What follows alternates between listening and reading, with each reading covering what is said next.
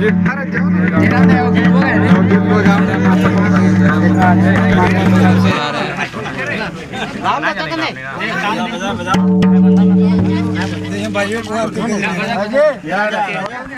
आवाज का तो पहचान तो कैसे तो नहीं ऐसे ऐसे करते अपनी वीडियो बताइए पता चलता अपनी एक्सपीरियंस हो गया दो चार को वीडियो बनला है ना तो एक्सपीरियंस हो गया ओके इस वजह से बड़ा गया छाड़ दे जोहार सती जोहार जोहार झारखंड जय जय मैं आपको स्वागत है आप सभी का हमारे एक और नए वीडियो। आज हमारे साथ में टाइगर जयराम मोतू जी हैं और अभी हम लोग बांध दी बोकारो में भी आए। तो सबसे पहले आपका स्वागत है, सबका भी स्वागत है जोहार झारखंड। आज जरा यहाँ पर आने का क्या उद्देश्य है?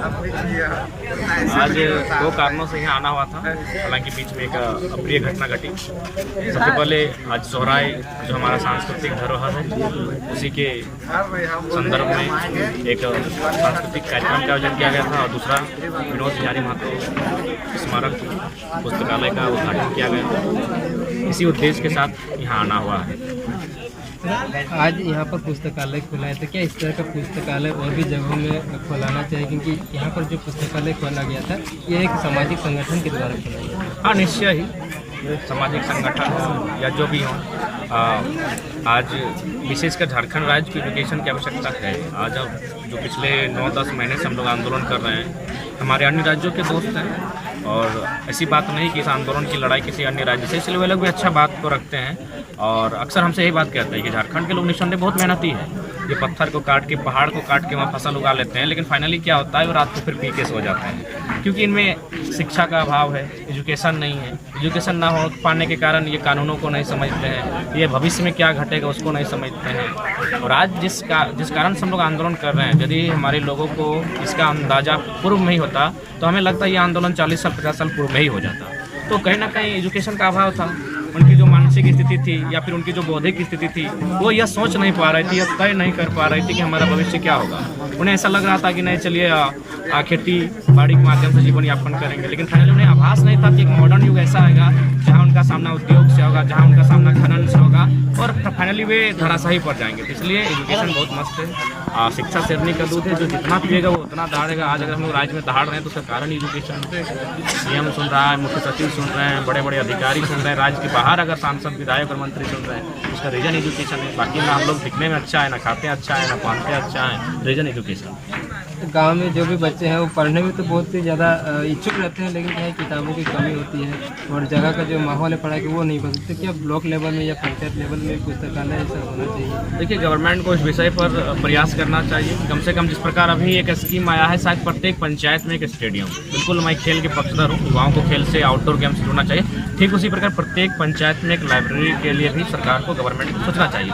उसके बाद जो कि हर चीज़ आप गवर्नमेंट पर नहीं छोड़ सकते हैं, तो समाज के जो संपन्न प्रबुद्ध लोग हैं उनसे मेरा अपील होगा कि आप जिस प्रकार कुछ धार्मिक समुदाय संगठन अपना कंडीशन रखते हैं, जैसे कोई ज़कात को लेकर के अपना कमाई का 3%, तो सिख लोग शायद अपना 5% देते हैं, डॉक्टर अम्बेडकर भी अपने समाज से 10% देने की अपील करते थे। तो हम भी सभी समाज के सभी वर्गों से चाहेंगे कि आप जो भी संपन्न लोग हैं जो कमाई करते हैं उसका कम से कम 5% अपने समाज के उत्थान के लिए, जैसे एजुकेशन हो, हेल्थ फैसिलिटी हो या अन्य जो कारणे हैं उनके लिए आप अपने समाज में दान दें, ताकि उसके माध्यम से जो लोग संपन्न नहीं हैं, जो लोग थोड़ा पिछड़ रहे हैं, उनको भी बराबरी का मौका मिले, उन्हें एक अवसर मिल सके ताकि वो आगे बढ़ सके। तो मेरा मानना है और हम लोगों से अपील यही करते हैं कि, और साथ ही हमारे अभी हम जामताड़ा से आए जहाँ हमारे एक डीएमओ सर रहते हैं, उन्होंने कहा कि हम 13 बच्चों को गोद लिए। तो एक व्यक्ति संपन्न हुआ तो उन्होंने 13 बच्चों को, जबकि उनका कोई नहीं लगता है, वो उनकी जात की भी नहीं आता, अदर कास्ट की भी नहीं, तो 13 बच्चों को उन्होंने गोद लिया, उनके शादी तक का खर्चा का मोटा मोटी वहन कर रहे हैं। तो ठीक उसी प्रकार हमारे समाज में बहुत सारे ऐसे लोग हैं जो योग्य हैं, जो अच्छे अच्छे पोस्टों पर हैं, तो उन्हें थोड़ा सा मानवता के नाते और वे चाहते, क्योंकि आप जिंदा है तो समाज को भी जिंदा रखना होगा, समाज जिंदा रहेगा तभी आप जिंदा रहेंगे। तो इसलिए थोड़ा सा जो लोग संपन्न हैं उन्हें आर्थिक सहायता करनी चाहिए, अपने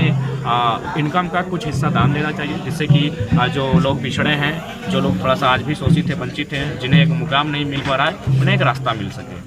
आपने बहुत अच्छी बात कही है कि जो थोड़ा जो संपन्न है वो बच्चों को जो है किताब वगैरह मुहैया करानी चाहिए, शिक्षा वगैरह में आगे बढ़ाना चाहिए। अतः आज यहाँ पर सोहराय का भी जो कार्यक्रम रखा गया तो सोहराय पर्व को लेकर देखिए सब झारखंड की बात करें या भारत देश की बात करें, सबकी अपनी अपनी संस्कृति है।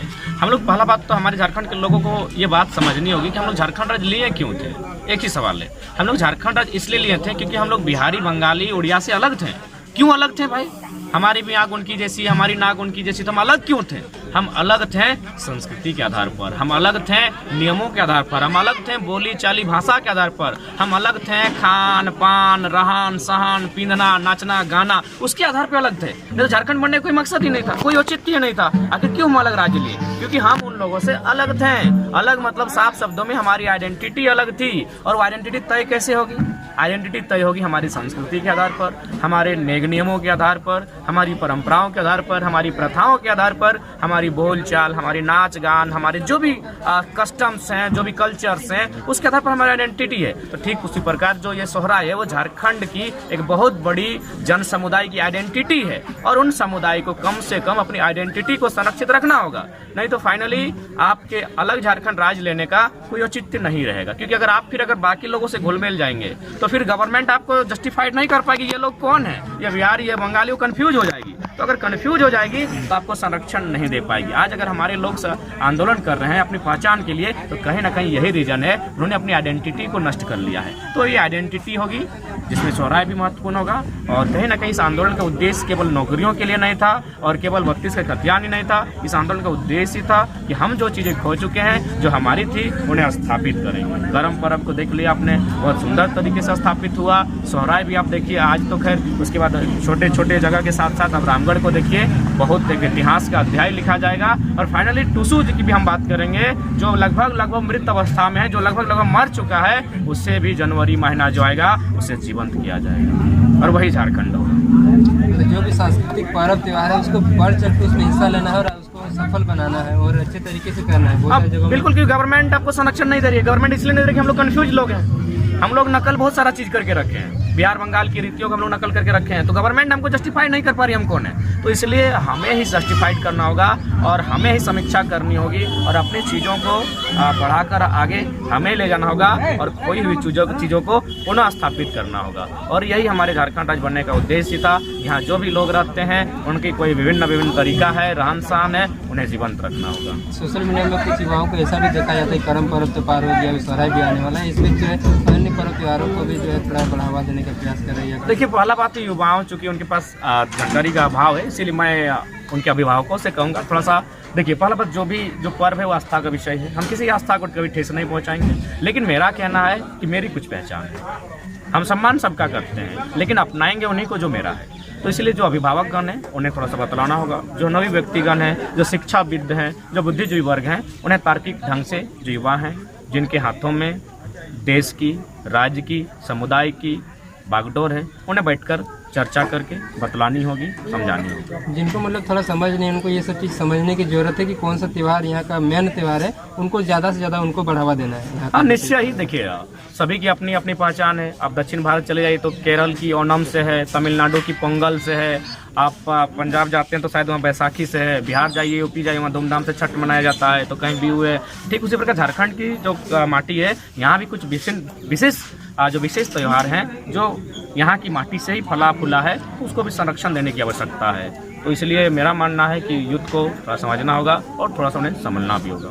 जिस तरीके से करम बेड़ा हुआ करम पर्व को लेकर के, फिर सोहराय पर्व को लेकर रामगढ़ में 23 अक्टूबर को जो है होने जा रहा है, तो क्या इसी तरह और जो टुसू पर्व आएगा इसको लेकर के भी इस तरह का मतलब होना चाहिए क्या बड़े लेवल में? अब विशेषकर टुसू का तो होना ही चाहिए। इसलिए होना चाहिए कि टुसू लगभग मृत अवस्था में है, वो अब मरनासन हो चुका है, यानी अब मृत्यु की सैया पर लेटा हुआ है। तो मुझे लगता है उस पर भी बहुत पहल करनी होगी और उसे जीवंत रखना होगा। और मेरा मानना है उस पर भी हम लोग सफल होंगे, क्योंकि इससे पहले भी करम होता था, सोहराय होता था, लेकिन ये आंदोलन का परिणाम है कि इस बार बहुत व्यापक स्तर पर रहा है, क्योंकि लोगों को भी आभास हुआ है। भगत सिंह ने वही कहा था कि गुलामों को बस एहसास करा दो कि जंजीरों में है, वे जंजीरों को तोड़ देंगे। तो लोगों को अब लगने लगा है कि हाँ, वास्तव में हम लोग अगर हादसे में आए हैं तो रीज़न यही है कि हमने अन्य लोगों के तौर तरीकों को बहुत गहराई से अपनाने का काम किया है। उससे केवल हमें नुकसान ही मिला है, फ़ायदा तो कुछ मिला नहीं है। अच्छा, तो अंतिम सवाल है कि अभी उलगुलन 3.0 का जो स्टार्ट हो चुका, प्रारंभ हो चुका, क्या है इस? देखिए, अभी खतियान का मुद्दा लड़ाई संपन्न नहीं हुई है और कहने का मतलब आगे की जो लड़ाइयाँ हैं उसमें हमारा जो मुख्य होगा वह उद्योग नीति पर लड़ी जाएगी, विस्थापन नीति पर लड़ी जाएगी और खनन नीति पर लड़ी जाएगी। और उसके लिए हम लोग अपना डॉक्यूमेंट तैयार कर रहे हैं, क्योंकि अभी तक की जो हमारी लड़ाई रही हम लोग इसीलिए इतने सक्सेस और सफलतापूर्वक लड़ पा रहे हैं क्योंकि हमारे पास हर चीज़ की जानकारी है, अवेलेबल है, हमारे पास तर्क है, हमारे पास सवालों के उत्तर हैं। तो हम लोग इस पर भी अब गहन शोध कर रहे हैं, गहन अध्ययन कर रहे हैं कि विस्थापन नीति में जो हम बात करेंगे क्या बात कर सकते हैं, उद्योग नीति क्या बात होगी और खनन नीति क्या बात होगी। और इस पर जब हमारा अध्ययन समाप्त हो जाएगा तो इसको हम लोग बहुत धार के साथ लड़ेंगे, क्योंकि बिना एजुकेशन के, बिना शिक्षा के आप उसे हथियार के रूप में जब तक प्रयोग नहीं करेंगे आप बाजी को हार जाएंगे। इसलिए हम लोग जीतना चाहते हैं और जीतेंगे, यही हमारी नियति है। लेकिन उससे पहले हमें जानना है, इसलिए हम लोग जानने के लिए अभी शोध कर रहे हैं, रिसर्च कर रहे हैं और फाइनली हमारे जो अगले मुद्दे होंगे और झारखंड के तमाम मुद्दों पर हम लोग लड़ेंगे। साफ शब्दों में कहा जाए 21 साल का झारखंड 21 मुद्दों की लड़ाई लड़ेगा। और झारखंड में जो सांस्कृतिक कार्यक्रम हो, चाहे सांस्कृतिक पर्व त्योहार है, इसको भी साथ साथ में बढ़ावा देते हैं। निश्चय। याद देखिए, आप अभी देखिए यहाँ सबसे पहला बात, जब अंग्रेज भारत आए थे तो हमारी लड़ाई केवल ये नहीं थी कि अंग्रेजों को अपनी माटी से भगा देंगे, हमारी लड़ाई ये भी होनी चाहिए थी कि अंग्रेजों की चीज़ों को भी हटाएंगे, अंग्रेजों के रहन सहन को, अंग्रेजों के खान पान को, अंग्रेजों के आचरण को, अंग्रेजों के व्यवहार को, उनकी कानूनों को भी हटाना था हमें। लेकिन हमने क्या किया, सिर्फ अंग्रेजों को हटाया, परिणाम सामने है। अंग्रेज ईस्ट इंडिया कंपनी लेकर आए थे, आज ये लोग टाटा, बिरला, अडानी, अंबानी कंपनी झंडा गाड़ के जमीन हमारा ले रही है। तो हमें अंग्रेजी सोच को हटाना था, सोच हमारी अंग्रेजी संस्कृति को हटाना था। तो वही भूल हम लोग कर गए। हम लोग केवल सोचे कि अंग्रेज को हटाना है, अंग्रेज चले गए, अंग्रेज अपना सारा चीज छोड़ के गए हैं, उनकी कानूनें, उनके रहन सहन, उनका पहनावा, उनका खान पान। तो भैया ठीक उसी प्रकार झारखंड के तर्ज पर यह ना होना चाहिए। हम अन्य राज्यों की हर चीज को वापस रिटर्न करेंगे जो हमारी नहीं है।